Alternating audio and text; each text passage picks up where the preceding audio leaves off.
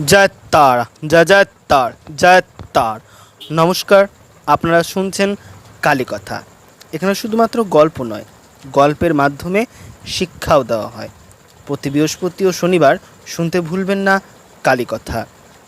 এছাড়া তোমরা যারা ধরো ঠাকুর শ্রী রামকৃষ্ণদেবের গল্প শুনতে ইচ্ছুক নও, তোমরাই বলে দাও তোমরা কি গল্প শুনবে।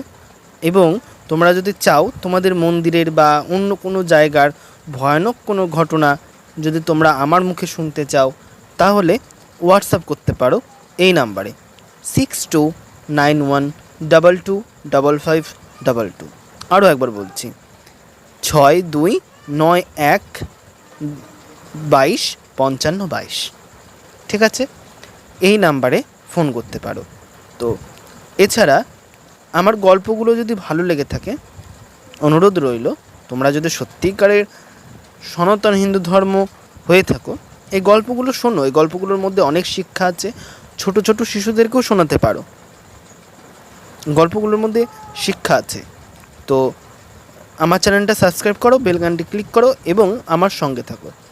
তো আজকে যে গল্পটি তোমাদেরকে বলতে চলেছি, সেই গল্পটির নাম হলো ঠাকুর শ্রী রামকৃষ্ণদেবেরই গল্পের থেকে নেওয়া, সংগ্রহ করা। গল্পটির নাম হচ্ছে বাজিকর।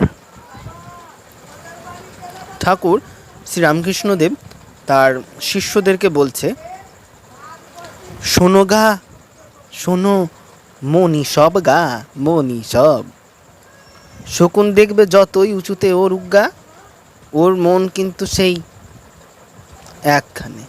কোথায় কোথায় গরু মরেছে, কোথায় কুকুর বিড়াল মরেছে, সেই দিকে গা, সেই দিকে। এরকম অনেক লোক আছে গা, যারা অনেক বড় বড় কথা কয় আর বড় বড় কাজ করে, কিন্তু তাদের মন তাকে সেই ছোট্ট ছোট্ট বিষয়ের ওপর গা। তাদের বিশেষ কোনো উন্নতি হয়নি কো। অনেক দিনের কথা, শোনো গা, শোনো বলি। একজন বাজিকর বাজি দেখাচ্ছিল রাজ দরবারে গা। রাজার পাত্র মিত্র সব বসে বাজিকরের বাজি দেখছেন। বাজিকর কত রকম খেলা দেখাচ্ছে আর মাঝে মাঝে চিৎকার করে বলছে, লাগ ভেলকি লাগ, রাজা কাপড় দে, রুপিয়া দে, লাগ ভেলকি লাগ। সকলে অবাক হয়ে বাজিকরকে দেখছে। হঠাৎ একটা বিপদ হলো, বুঝলে গা। বাজি দেখাতে দেখাতে বাজিকরের তালুর কাছে জিভটা কীরকম করে উল্টে গেল। এরূপ হলে অনেক সময় মানুষের শ্বাস বন্ধ হয়ে যায় গা, শরীর সবসময় কাজও বন্ধ করে দেয়, কিন্তু মানুষ মরেনি গা। দেখলে মনে হয় মরে গেছে। এভাবে শরীর বহুদিন থাকে। এ অবস্থায় মানুষের জ্ঞান থাকেনি, আবার শরীরও নষ্ট হয়নি।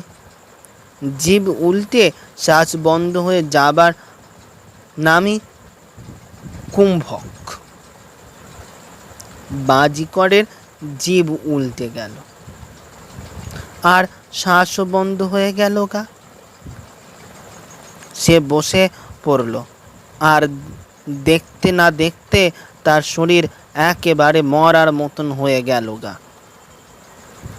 সকলে মনে করলে বাজি দেখাতে গিয়ে কি গাল মাল হয়ে গোলমাল হয়ে লোকটা হঠাৎ মরে গেল গা। তারপর রাজার আদেশে একটা ইটের কবর তৈরি করে তাকে সেইভাবে পুঁতে রাখা হলো গা। তারপর 1000 বছর কেটে গেছে। সে রাজাও নেই, সে রাজ্যও নেই, সে রাজবাড়িও নেই গা। আগে যেখানে রাজবাড়ি ছিল সেখানে হচ্ছে পতিত জমি।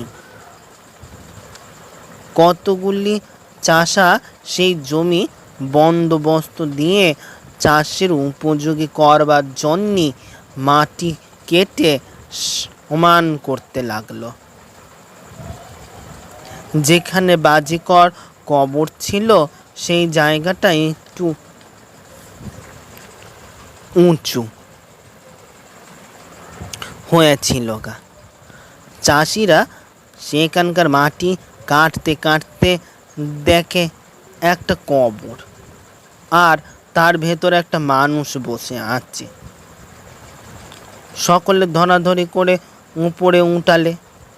ধরাধরি করে ওঠাবার সময় নাড়াচাড়া খেয়ে বাজিকর জীব তালু থেকে সরে গেল গা। তখন তার আবার জ্ঞান ফিরে এলো। তখন চিকিৎসা করে সে বলতে আরম্ভ করলে, লাগ ভেলকি লাগ, রাজা কাপড় দে, রুপিয়া দে, লাগ ভেলকি লাগ। কোদাল লাঙল সব ফেলে চাষিরা যেদিকে পারে দৌড়ে পালিয়ে গেল গা। বাজিকর তখনও বলছে, কাপড় দে, রুপিয়া দে, লাগ ভেলকি লাগ। যোগীরা কুম্ভ করে মন স্থির করেন। তখন তার হৃদয়ে ভগবানের দর্শন পান। বাজিকরের মন ঈশ্বরের দিকে ছিল না, তাই ও উঁচু অবস্থা লাভ করলেও তার কিছু লাভ হলো না। তাহলে কি বুঝলাম এই গল্পটির থেকে? যদি গল্পটি ভালো লেগে থাকে আর এই গল্পটি থেকে আমি কি শিক্ষা পেলাম বা অন্যান্য তোমরা কি শিক্ষা পেলে, ভিউয়ার্সরা বা দর্শকরা, তোমরা প্লিজ কমেন্ট বক্সে লিখে জানাও। আর যদি গল্পটি ভালো লেগে থাকে তাহলে সাবস্ক্রাইব করো, বেল আইকনটি ক্লিক করো এবং আমার সঙ্গে থাকো। আর এখানে গল্প শনি ও বৃহস্পতিবার দিন হয়। এখানে শুধুমাত্র গল্প নয়, গল্পের মাধ্যমে শিক্ষাও দেওয়া হয়। আপাতত এতটুকুই। জয় তার, জয় জয় তার, জয় তার।